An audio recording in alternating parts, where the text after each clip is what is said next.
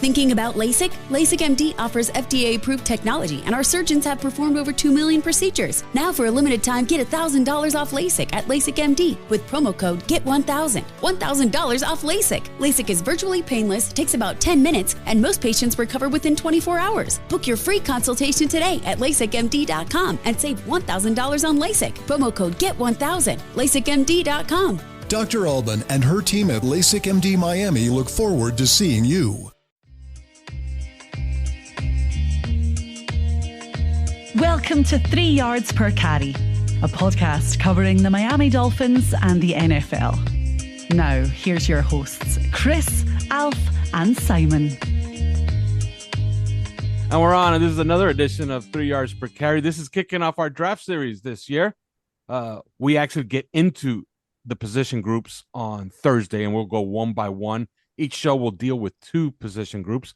But as always, this is 3 Yards Per Carry. We are brought to you by Better Edge. You can go to betteredge.com/5 reasons, and you get $20 just for signing up. And of course, PrizePicks. For those of you that are out of state, you can go to prizepicks.com. You use the promo code 5, FIVE. You deposit $100, you get $100. It's as simple as that. And we'd like to welcome back for the draft season. I wonder why. Everybody wants to attach to us for draft season, right?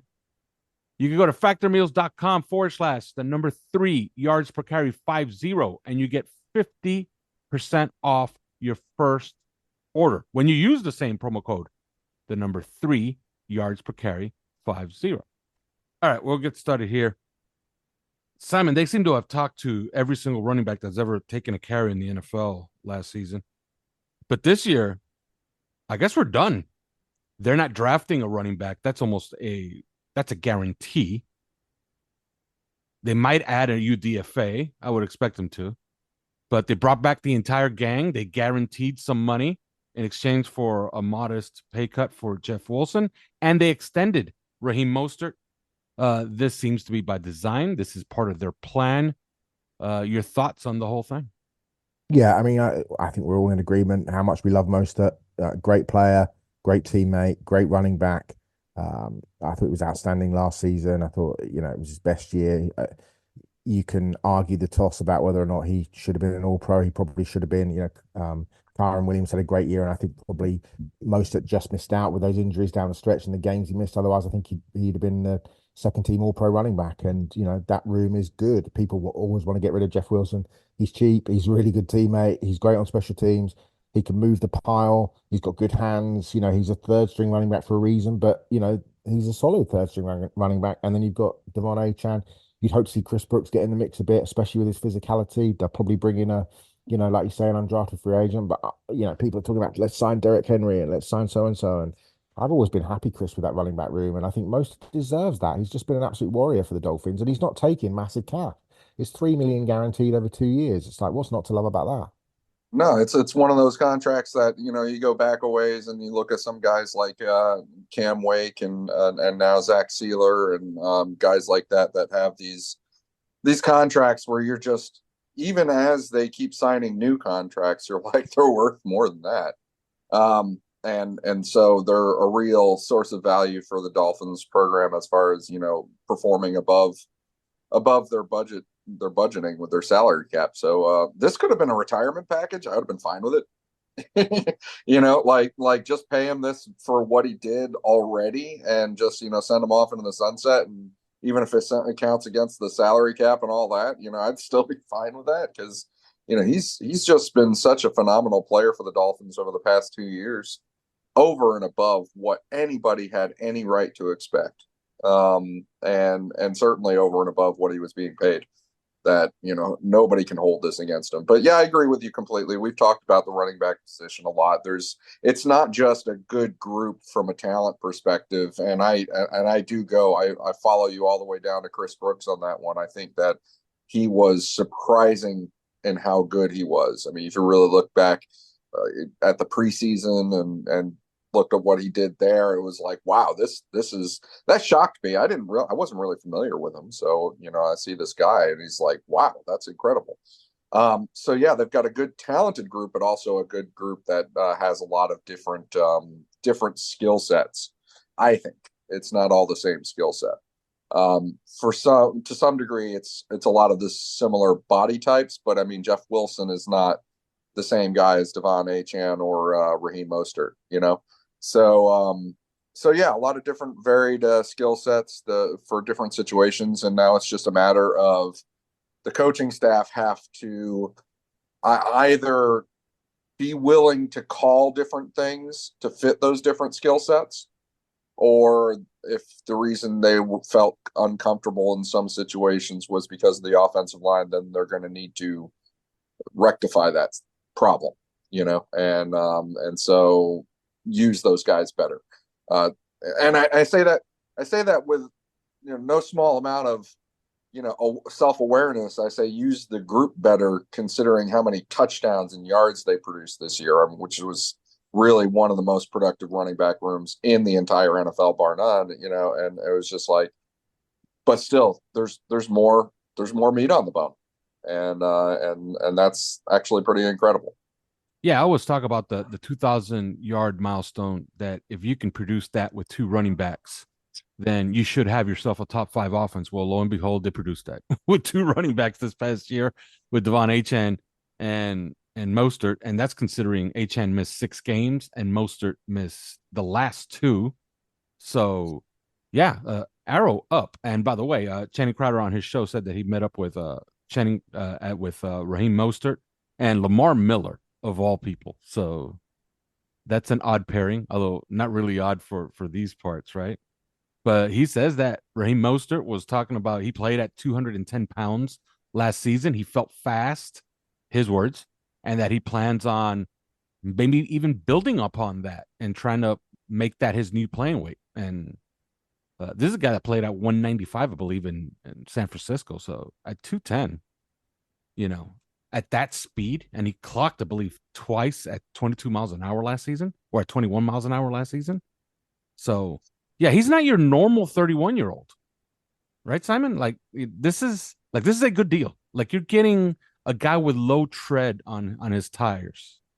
Yeah, 100%. I mean, we know the story in terms of, he's only had 674 career carries. I mean, that's 2 seasons for Derrick Henry. I mean, this is a guy that's been in the league, a long time. This will be, what is he, 31, is he? Yes. 30, coming up 32. And he's been in the league since 2015.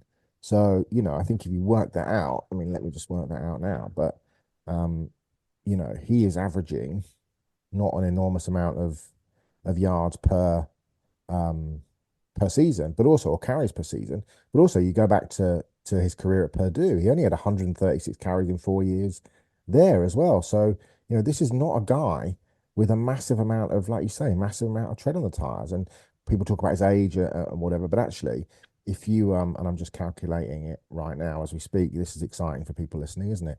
But if you calculate what 674 in the NFL plus 136, 810 carries in what, 1, 2, 3, 4, 5, 6, 7, 8, 9, 13 years. I mean, that's mental when you think about it. That's 62 carries a year that he's had since 2011. I mean, no wonder he's in great form and playing as well as or probably better than he's ever done, because he's got absolutely no tread on the tires. And, he's just such a perfect fit for what we do. He's a perfect character fit in terms of this offense. He's a great guy, apparently. I know a couple of people, in the front office and in the press office who say he's an absolute joy to deal with. And he looks a joy to deal with. And he's just a really good player. And you can't have too many really good players. Yeah, he's always smiling. He has a great disposition. He'll answer every single question. He has time for every media member at any time. He's the model. He's the model player. Like, that's what you want. And we're not talking a ton of money here, but I hear the talk every time. Oh, he's 31. How the hell are you paying a running back that's 32? He's not the normal 31-year-old. He's just not. When the guy puts on more weight, plays at 210 pounds, and his speed is the same at age 30, 31, that's a very, very, very good sign. It's aging like Frank Gore, Yeah, pretty much. Yeah. Next thing, I don't think he had a lot of carries in. I don't think he had a lot of carries in high school either, because he was a receiver and a returner and played cornerback in high school. So, and he was also very, very dedicated to track at that time. Yeah, definitely. He was absolutely a track runner. Yeah. Yeah. Now, the other thing, Barry Jackson spoke about this, and we've kind of spoke about this as well. They have some type of little whisper campaign with veteran guards. We know about two, Laken Tomlinson and Dalton Risner. Uh, Risner is speculation, but it's very strong speculation when he fires his agent and hires Drew Rosenhaus, and then Drew Rosenhaus goes on his show 2 weeks in a row and says, "Oh, I think it'd be a pretty nice fit here." But he would, of course, have to start. Now, obviously, all these guys would require to be guaranteed a starting spot. What do you make of this, Simon? And then we'll get Chris in here to speculate on maybe a few others. But Yeah, they seem to be pointing at a veteran guard and bringing one on soon or after the draft or June 1st when they have some more money. I mean, it feels to me like, for all the talk about the guys that we like in the draft, whether that's Christian Haynes, Mahogany, Graham Barton, the guys that can play guard, Powers Johnson who can shift across the guard, Zach Zinter, Cooper Beebe, it's just not going to happen. I don't think it's just not going to happen. I think they're quite happy mixing in some veteran talent on cheap deals. And I think we've talked about this on the show before, but I think what they're trying to do is improve the bottom of the roster on the offensive line in terms of, you're not relying on with the best will in the world, a Lester Cotton or because we know that injuries are going to happen. And I think that they feel a bit more comfortable, taking 8-9 players each week, knowing that if Isaiah Wynn goes down or whoever starts at right guard goes down, that you're able to call on a fairly seasoned NFL veteran, whether that's a Reisner or whoever, rather than having to rely on, a Cotton or a Robert Jones, who might be in the mix to start at right guard. But, I just feel like, and we've said it before till we're blue in the face, but it's clear they do not care nearly as much as we do about the investment in the offensive line, for better or for worse. And that's just the thing. They might completely shock us all and draft Graham Barton in the first round, but for as good as he is, I just don't see that happening, because I just don't think they value that. And yeah, I can applaud going down the route of veteran guards if that is the plan that they want to do, because nobody wants to be in a scenario where starting a playoff game like we did in Buffalo 2 years ago with a JV offensive line. And I'm not putting Dalton Risner in the Hall of Fame, but maybe that's a step up or two from a Lester Cotton, with the greatest respects to Lester Cotton. So two things. One, I think Barry Jackson, credit to him, was one of the people that said that he's talked to, veteran guards who were under the impression that that the Dolphins wanted to see what happens in the draft first, and then they'll revisit him. A lot of people look at that and they're thinking, okay, well, Miami's going to be drafting a guard that can play right away, which means at pick 21 or 55. I look at it another way and I say the Dolphins have less than $5 million in cap space left after the moves that they've made so far. And then they have $18.5 million coming to them on June 2nd, right, from the Xavier Howard move. And so I look at it that way and say they've already made overtures toward Odell Beckham Jr., right? And he has a contract offer in hand. I think that that was confirmed. Mike McDaniel even said it. The offer is in his possession, basically. So what that means is, where the rubber meets the road, he could sign that at any time. He could sign that at any time. So that contract fits under their current cap number, their current cap space of about a little under $5 million, according to over the cap. So, what that also means? That also means that nobody else can have a contract offer in hand that they can execute at any given time, and that means those veteran guards. That means, say Laken Tomlinson. That means Dalton Risner. Any of those other veterans that are out there. I think we've touched on Andres Pete in the past, and guys like that. None of those guys can really have offers right now because the Dolphins don't have much cap space, and they do have an offer out to Odell Beckham. So yeah, those guys are going to have to be revisited after the draft. And some people would say, well, that's because we're going to draft one in the first, second round. And I say, no, that's because they don't have the money.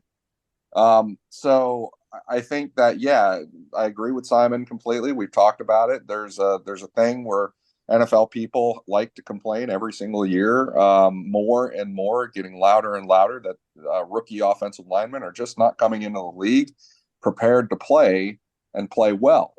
And so there could be some belief that, hey, if rookie offensive linemen are coming in less and less prepared, then we're going to let some other offensive line coach coach them up on that first contract, and then we're going to pick them up afterwards. And that's the sort of thing that you're seeing Miami do in the Chris Greer / Mike McDaniel era with offensive linemen. So I expect them probably to continue that. Like Simon said, they could surprise everybody and draft Graham Barton in the first round or something like that. I just, again, if that did happen, then that would be a surprise, and we'd find out some things about them after that. So I expect them to revisit the position with probably one more veteran in June, when they actually have the money to do something. All right. And we're going to go to break now. And when we come back, we're going to devise a draft strategy. But first, these words. What's for dinner? Well, sometimes even that can be a chore. So you might be looking for wholesome, convenient meals for jam-packed days. Factor, America's #1 ready-to-eat meal kit, can help you fuel up fast with chef-prepared, dietitian-approved, ready-to-eat meals delivered straight to your door. You'll save time, eat well, and stay on track with your healthy lifestyle. With Factor, skip the extra trip to the grocery store and the chopping, the prepping, the cleaning up too, while still getting the flavor and nutritional quality you need. Factor's fresh, never frozen meals are ready in just 2 minutes. And then round out your meal and replenish your snack supply with an assortment of 45 plus add-ons, including breakfast items like our delicious apple cinnamon pancakes, bacon and cheddar egg bites, and potato, bacon, and egg breakfast skillet. Or for an easy wellness boost, try refreshing beverage options like cold pressed juices, shakes, and smoothies. Head to factormeals.com/3yardspercarry50 and used code 3yardspercarry50. That's the number 3yardspercarry50 to get 50% off your entire order. Factormeals.com. Are you a South Florida property owner with an insurance claim? Are you dealing with water, mold, or fire damage to your home or business? Are you having trouble locating a 5-star rated general contractor that is fully licensed, certified, and insured? If the answer is yes, then Water Cleanup of Florida is here for you 24 hours a day. With over 60 years of combined experience, Michael, Robert, Jorge, and their team is prepared to handle any size property damage disaster. When an unexpected damage occurs to your home or business, you need specialized, fast, and reliable services. Water Cleanup of Florida understands the impact and stress an unexpected disaster may cause. Their objective is to make the cleanup and insurance claim process painless and hassle-free.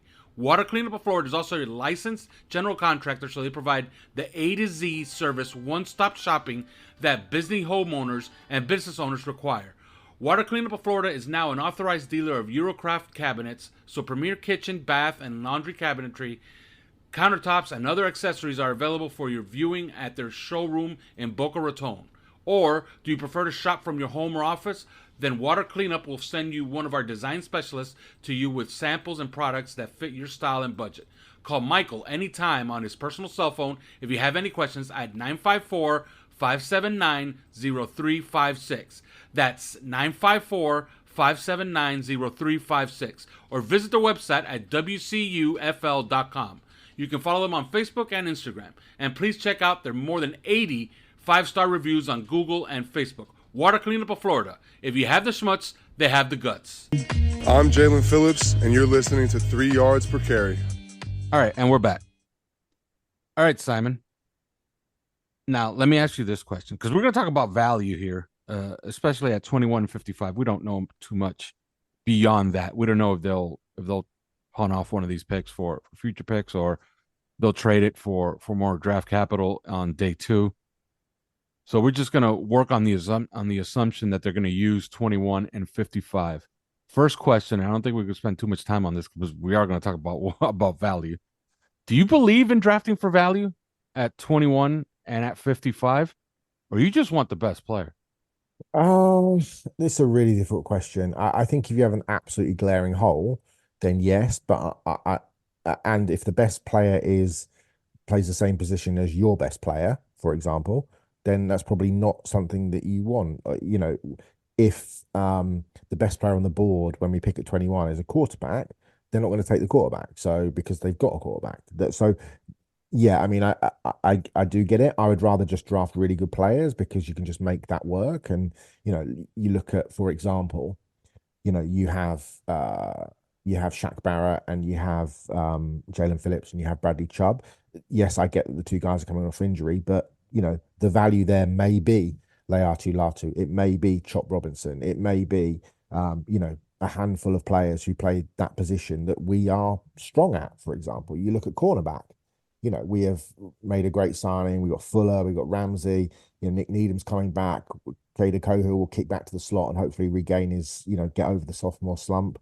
But you could see them draft a cornerback. We've had a number of cornerbacks coming in on 30 visits. Jarvis Brownlee of Louisville, for example, is a perfect example. They are clearly looking at corners for a reason. Quantez Stiggers, the intriguing non-college football playing Toronto Argonaut, was in today actually on a 30 visit. So it's and for those of you who don't know, you could give the bio to our listeners that don't know who this is. He was the CFL Rookie of the Year, right? Yeah, he was a kicker and a cornerback.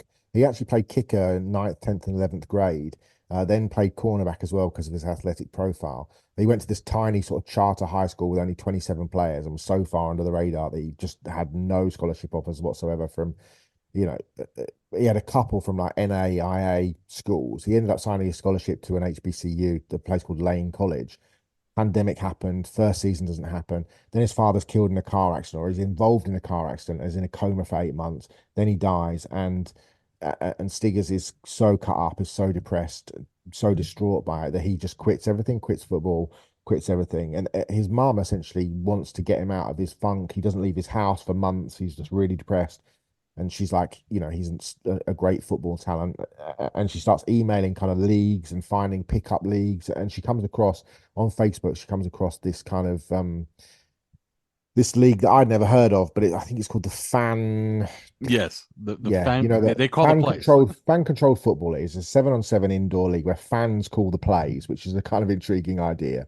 Yes. And he played brilliantly in this first game. Was spotted by a Toronto Argonaut scout, taken to the CFL to a tryout at the Argonauts, and essentially had a tryout and was waiting in the room, waiting to be cut. Because he'd seen two former Division 1 corners get cut. And he went into the head coach's office. Like, he'd just sat in this room for like an hour, went to head coach's office going, like, what's going on? And they were like, what do you mean what's going on? He said, well, why hasn't somebody come to see me? He said, well, people only come to see you if we're cutting you. And he's like, what do you mean? He's like, well, you've made the team. And so he made the team, ended up winning Rookie of the Year in the CFL, had 5 picks, was absolutely outstanding. Went to the Shrine practices, tore that up as well. And people are like saying, well, he's in the CFL, surely he can. Why is he going through the draft? Well, he's still a Toronto Argonaut. He's still under contract with the Argonauts. Hence why he's having to go through the draft process and not being signed by a free agent. But he has got a number of 30 visits lined up. I mean, that I think I counted 12 or 13. Dolphins, Eagles, Lions, Texans, Jets, Bengals, 49ers, Falcons, a number of teams. And I think he's a day 3 pick. Because I don't think teams will want him to go to free agency, because you'll end up losing out on him. He's 5'11", he's 203. He has a really good eye for the ball, redirects smoothly. He's a fluid mover, could probably play safety as well. He's a big time hitter, can play man, can play off, can play zone. He's a very, very intriguing kid, and ran a 4.45 at the pro day. He's got a lot of upside, and like I said, I don't think teams will want him becoming a UDFA because of 2019, he had a pro day just for himself. 29 teams turned up.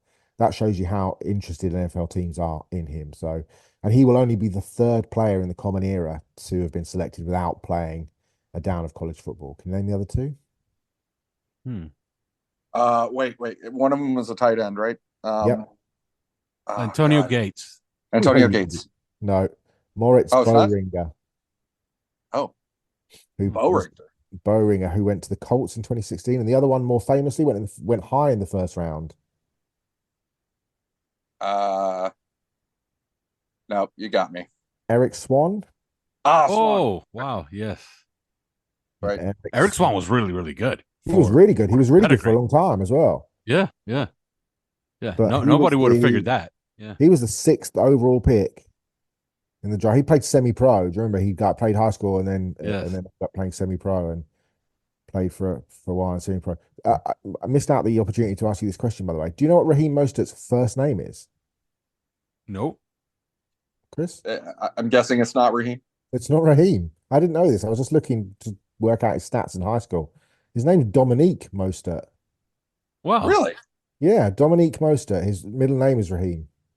Oh, but he has a good name. Usually, guys that go by another name is because their first name sucks or something. Yeah. You know, it's like You know, like Billingsley or something like that. Yeah. Billingsley considering Mostert. considering his initials are DR, you know, why not the Yeah. doctor? Why not the doctor? Yeah, Dr. Mostert. Maybe that's what we need to call him from this point forwards. It can be our little thing. Another touchdown for the doctor yesterday, lads. Like that. Yes, that works. Dominique Raheem Mostert. There you go. But Yeah. yes, Qantas Stiggers is very interesting. So I think the Dolphins, going back to the point, I think the Dolphins have put themselves in a position where, you know, apart from quarterback, they could pretty much take any position. I know we've just talked ourselves out of not taking offensive linemen, but they could easily take a lineman in the draft, and there's some real quality there. I think in terms of value versus, look, I would not be surprised, Chris, if somebody talked about it on Twitter the other day, and I sort of dismissed it, and I thought about it and thought, actually, you know, I think there might be a couple of players, and we probably both know who they are. Well, all three of us know who they are, that they might consider moving up for and using one of those third round picks that they're going to get next year to move up to get it. And I think one of them might be an edge rusher from UCLA. One of them might be a tight end from Georgia.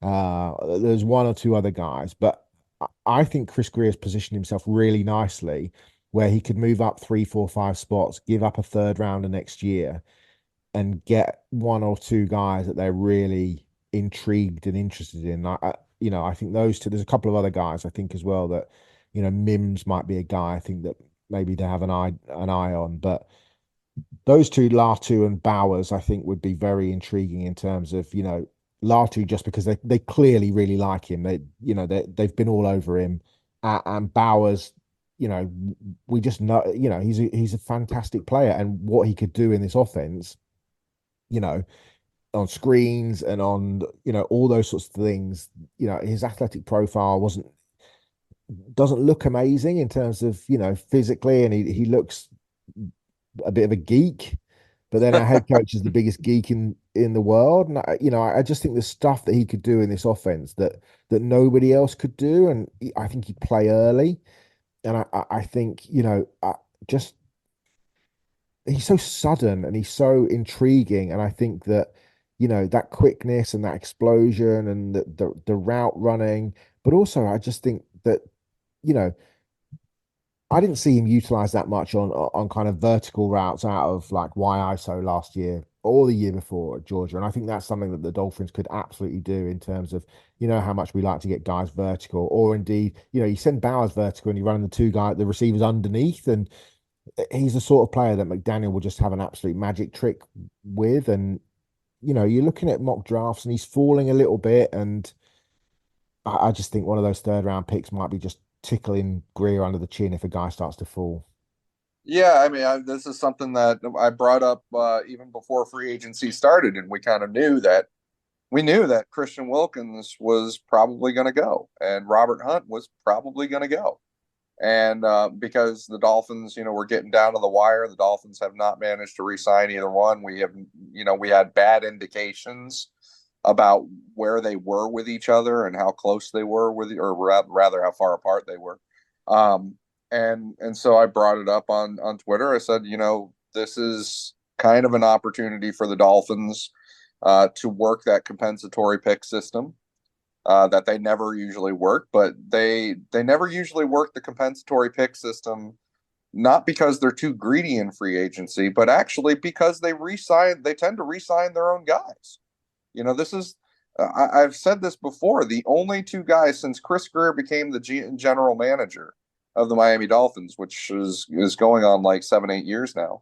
The only two guys that they've lost that qualified for third or fourth round compensatory picks were what's his name? Juwan James, the tackle, right tackle for the Dolphins. He left and got them a 4th-round pick. And then the other one was what's his name? The defensive end that left for the Giants. Olivier Vernon. Olivier Vernon. Yeah, Olivier Vernon. That was a whole contract issue too. Like I think that was slightly acrimonious. But anyway, those are the only 2 guys that were allowed to walk that had qualifications for 3rd or 4th round in the compensatory formulas.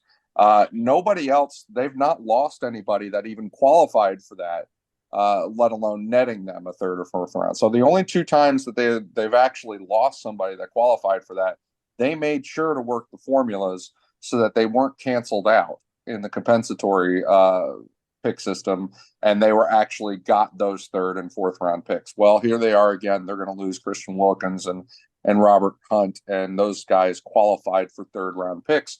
Of course, they're not going to cancel them out. They're not going to.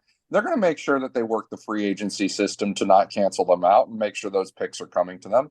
And now those picks are coming to them next year. They are burning a hole in their pocket, and there is the opportunity to pull that forward and say, okay, well, I've got 2 3rd-round picks coming to me next year.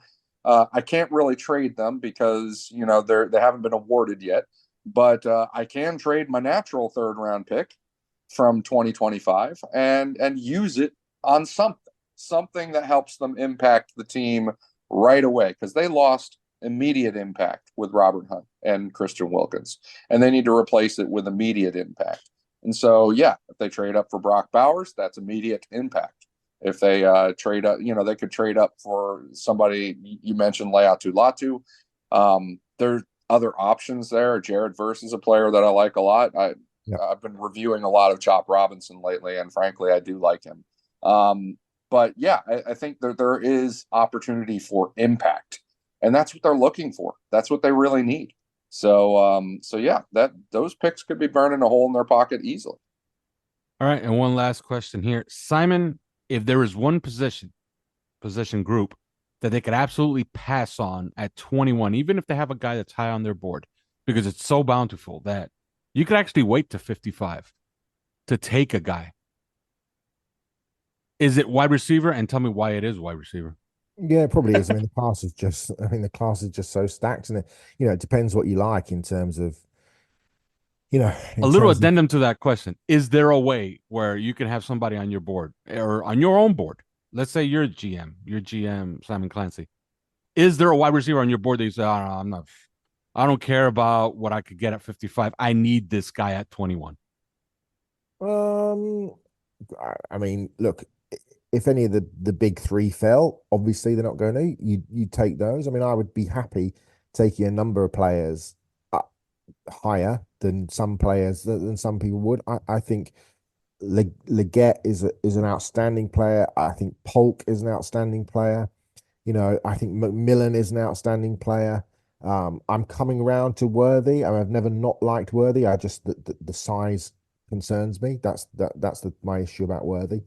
But I think you're going to get players at 55 who you'd have in the late 1st round in most normal years, and you throw in guys like Ricky Pearsall and Malachi Corley and Troy Franklin and Javon Baker and who's the kid at Michigan, Roman Wilson. Will go a little bit earlier, Wilson, but and then he's not for me necessarily, but AD Mitchell is there, and then Jamari Thrash, and there's really good players there. So I think wide receiver is an absolutely stacked class. I think that you go down and there's tight ends are kind of okay. Tackles, there's some really good left and right tackles. We talked about 8 or 9.